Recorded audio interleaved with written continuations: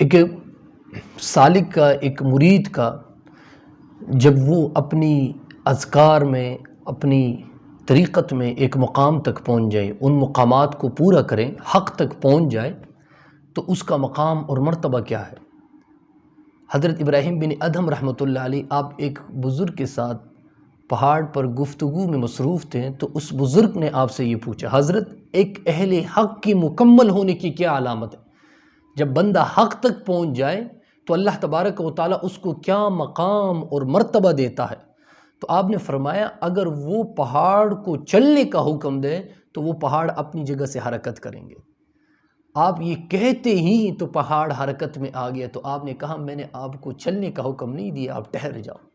یعنی اللہ تبارک و تعالیٰ اس بندے کی قول میں اتنی طاقت فرما دیتا ہے جب وہ حق تک پہنچ جائے۔ اہل حق کی مکمل ہونے کی یہ علامت ہے۔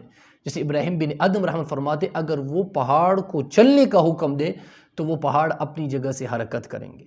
یعنی اتنا اللہ تبارک و تعالیٰ اس کو اتنا بڑا مقام اور مرتبہ عنایت فرما دیتا ہے۔